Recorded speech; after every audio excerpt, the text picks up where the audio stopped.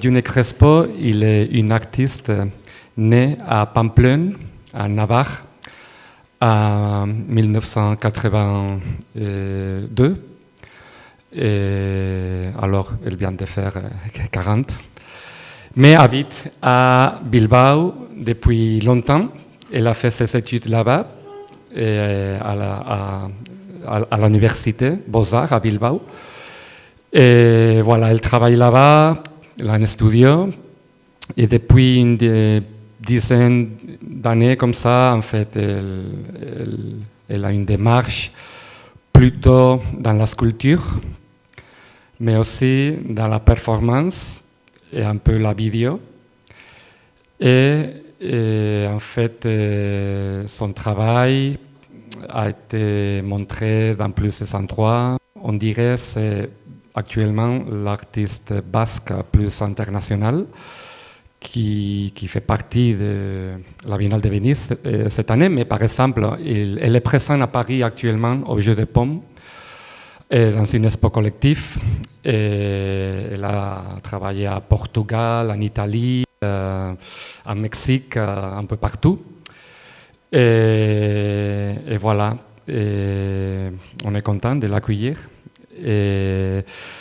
Sa présentation, ça va être en anglais, mais vous ne vous inquiétez pas parce qu'il y aura pas mal de trucs sur l'écran, des vidéos, des paroles. Alors ça va être une présentation qu'on dit conférence performative. Bon, je ne sais pas. Mais vous inquiétez pas. Et puis après, il y aura un petit moment pour poser des questions et pour parler un petit peu. Et elle sera l'année prochaine avec le DNA 2, deuxième semestre. Et voilà, merci June. Et on commence. I'm sorry that I cannot do the talk in French. I have no idea to speak in French, and I have some difficulties to understand also. So I decided also English is not my language, it's not the easiest way to communicate for me, so I decided to present or to talk through audios and videos and different materials which are gonna open a bit my work, but also the way of reaching my work, I mean the process. It's going to be a lot of materials which are of works in progress, and then they are separated more in what it really interests me, which is the methodology process and how the sculpture and the work is also looking to me. There's negotiation between me and the object. So it's going to be one part, like 20 minutes or so of materials, like on a row, like and then I will just show you some pictures of different projects, and we can just talk in a more informal way to them. So I will start with this more like performative part.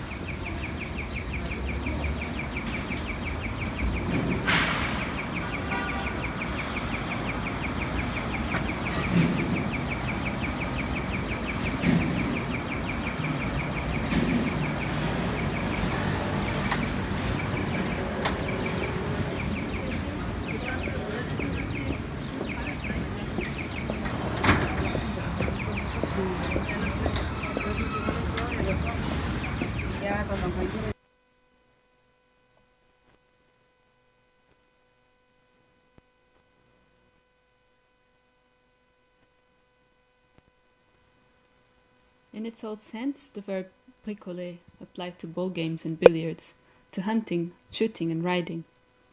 It was, however, always used with reference to some extraneous movement, a bull rebounding, a dog straying, or a horse swerving from its direct course to avoid an obstacle.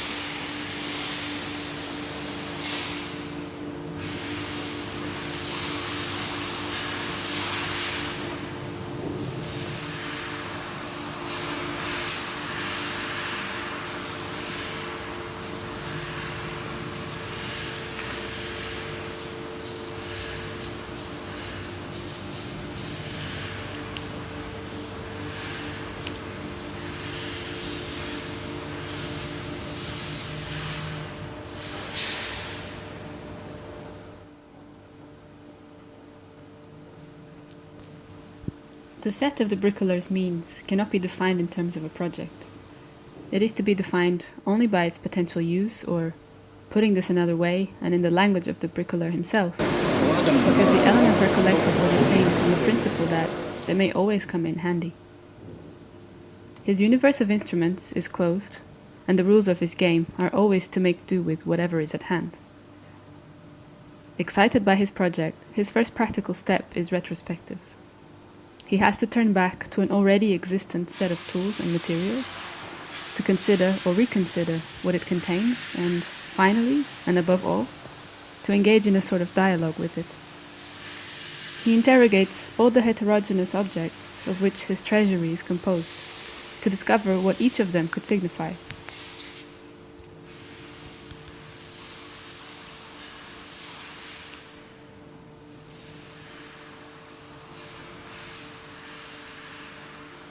I speak not only with things, but also through medium of things, giving an account of my personality in life by the choices I make between limited possibilities. I may not ever complete my purpose, but I always put something of myself into it.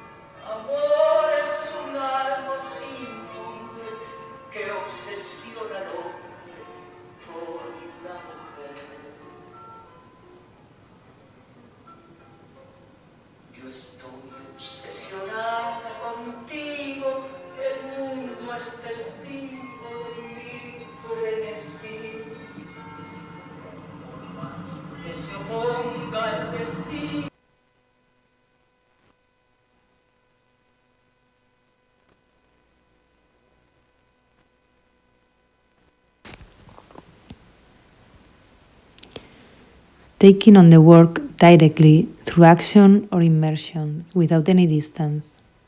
When I work almost blindly and the answers come from within the work itself and not so much from a preconceived idea or image. Taking initial steps is the only way I will find the path I need to follow. I find the answers through working, never beforehand. When the work is already on its way, I can alternate between working blindly, absorbed in what I'm doing, and taking a more detached and overall view.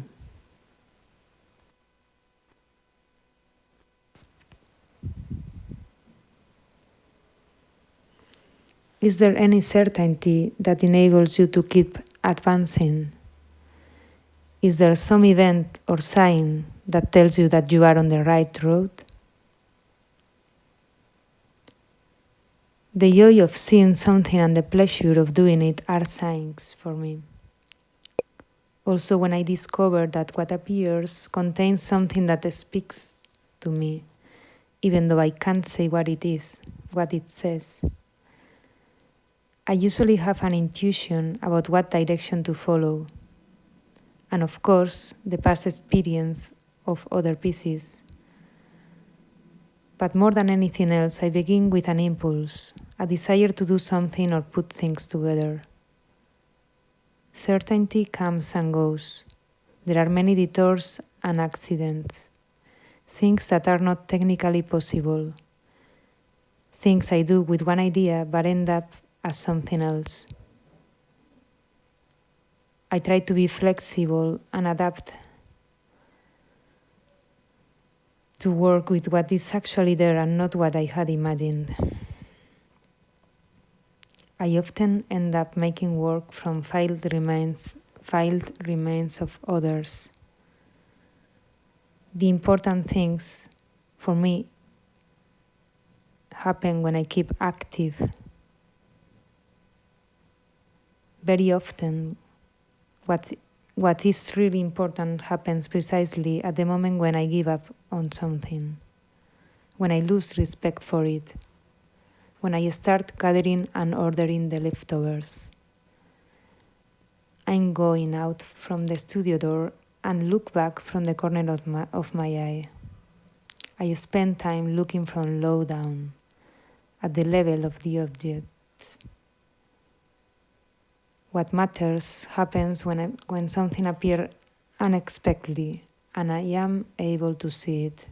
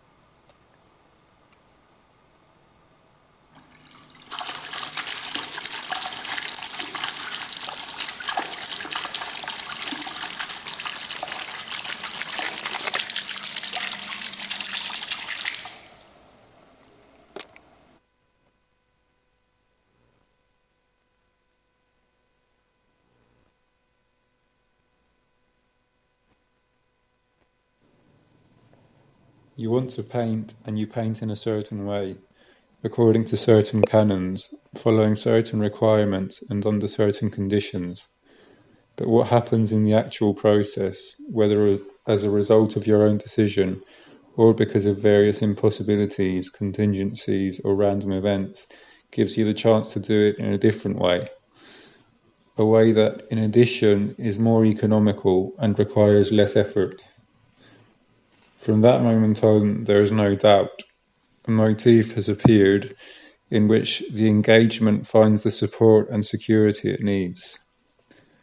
The motif suddenly condenses all the desires that we were not even aware we had, and it becomes the reason to continue painting, in such a way that it is at once beginning and end.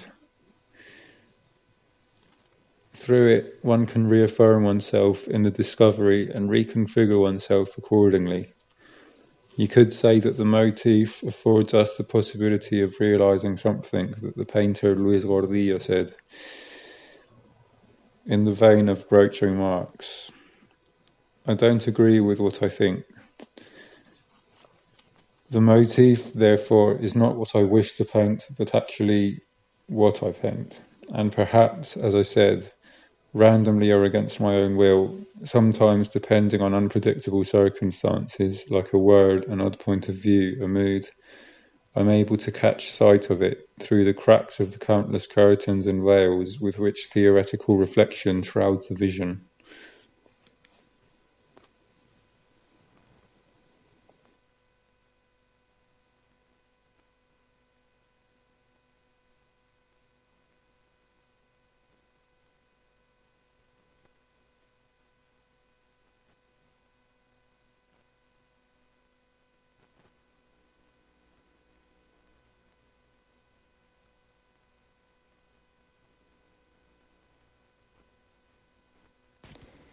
Mannequins are rigid objects without working joints, an abstraction that has little to do with the body. And for me, they have not defined gender. Reduced to fragments, to tubes, or a cell, they underscore the idea of the body as a place of transit. Torsos, legs, the empty space between them, which I turn into positive. Mannequins are objects I return to in order to engage with forms that convey certain physical sensations for me, that point out a direction, that generates a desire to grasp, to possess, to penetrate or to be penetrated.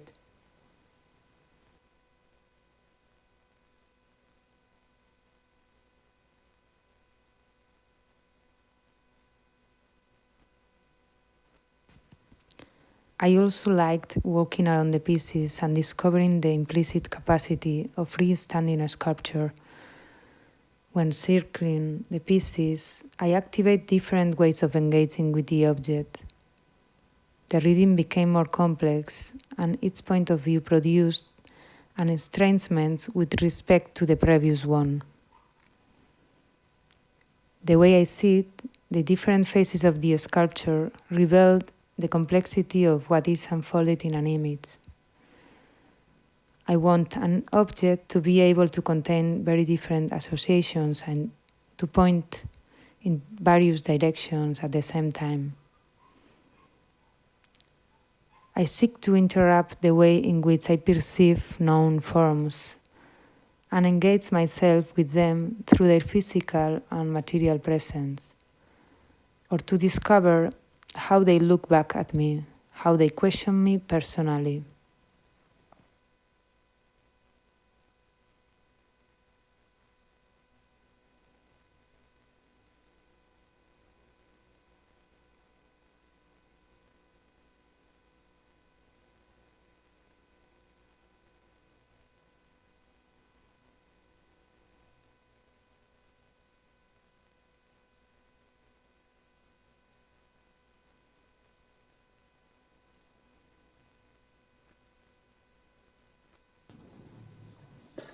I had this sculpture in my imagination, behind my eyes since 1947. It is now 1960.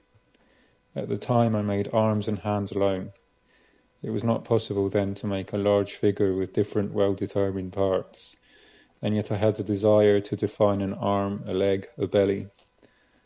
Only the possibility of making the part of a whole remained with me, and that corresponded to my vision of things.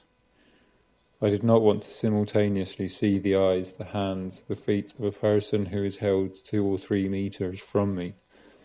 But the only part that I was trying to look at was the sensation of the existence of it all.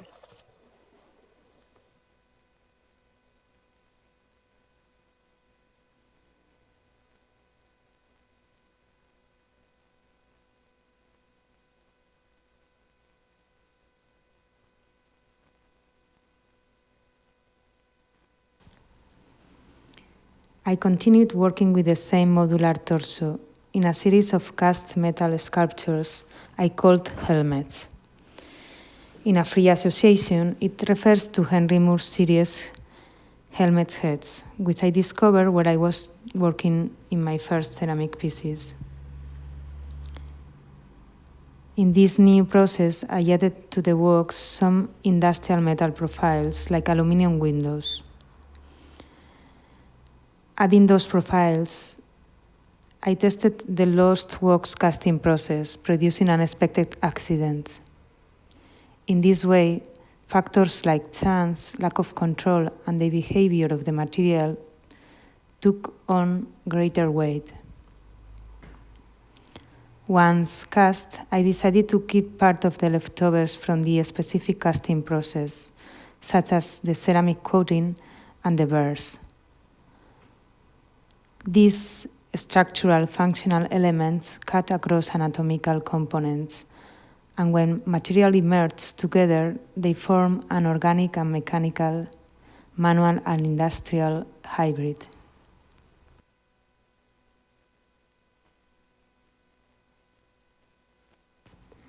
The form gradually lost the character of the original mannequin, moving away from a superficial, stereotyped image of the body. I tried to come up with another object that operates like a channel, where the unity of inside and outside through the holes is absolutely key. The title suggests that it is closer to a piece of armor or a helmet, something to cover or protect yourself with, than a body in itself. I am also interested in how, through the title, the head and the torso are linked together.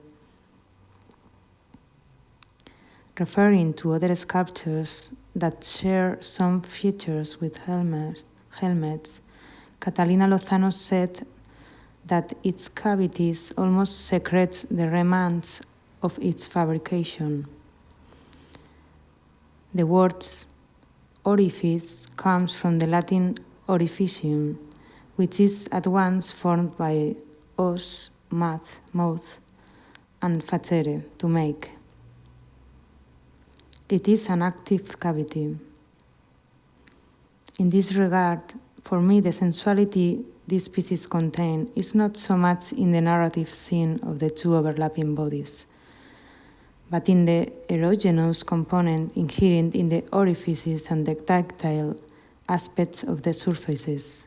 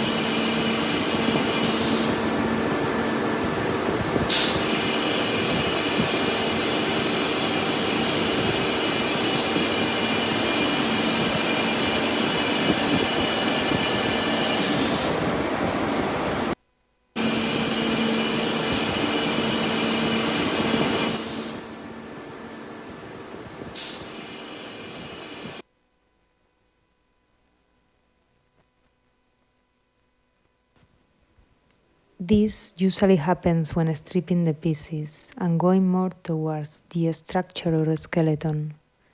It never comes directly.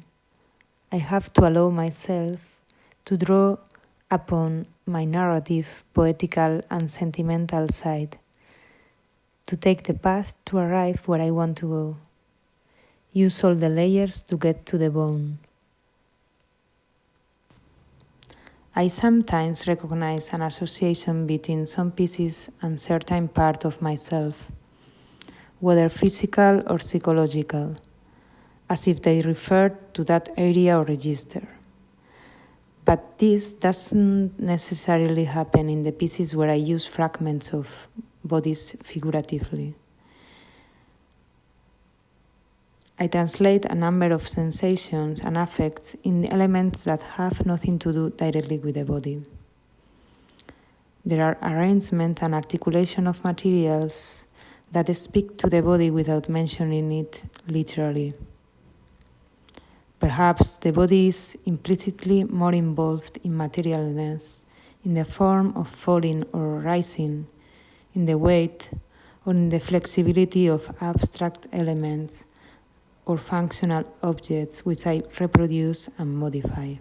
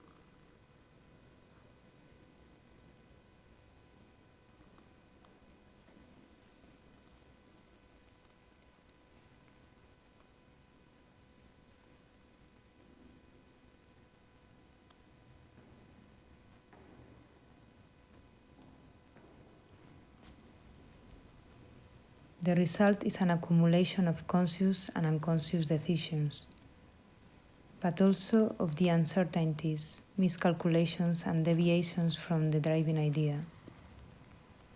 It takes place a negotiation between subject and object. It is a give and take. It is crucial to carefully observe what each piece asks for me, to observe their potential.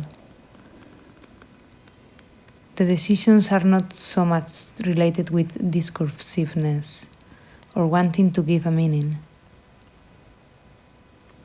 but with acting with accordance with guidelines that are also marked by the object.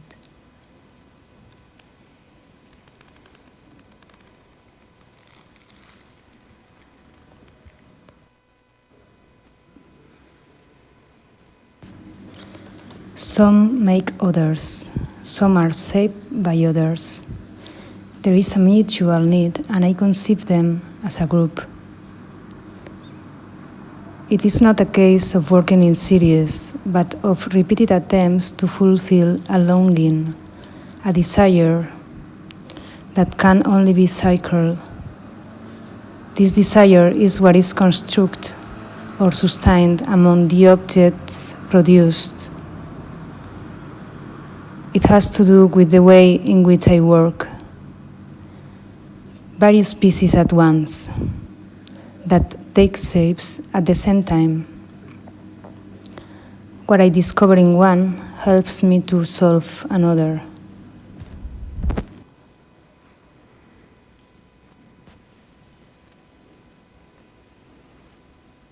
In the Pompidou Library, I came across a text by Brancusi in which he spoke of the concept of mobile groups.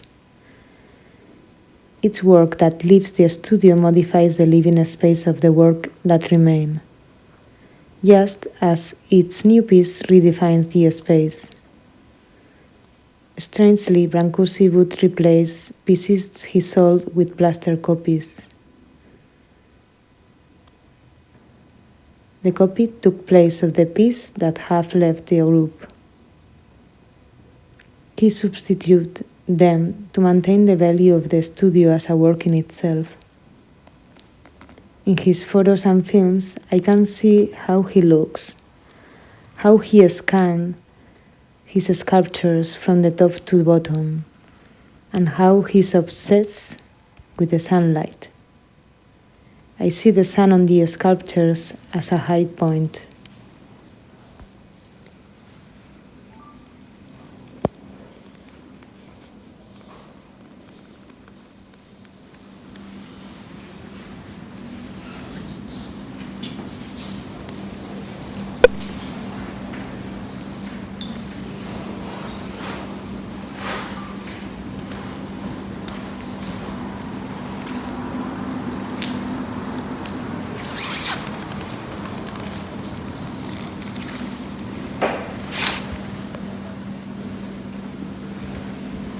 Haptic looking tends to rest on the surface of its objects more rather than to plunge into depth, not to distinguish form so much as to discern texture. It is labeled plastic sort of look, more inclined to move than to focus.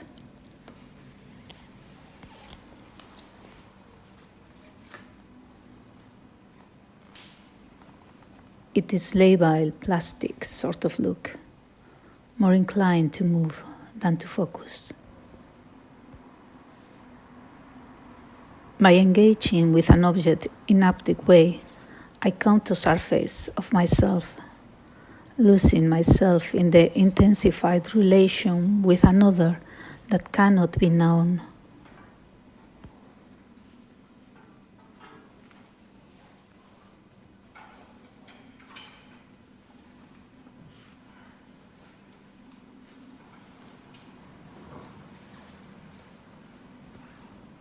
Haptic image invites the viewer to dissolve his or her subjectivity in the close and bodily contact with the image.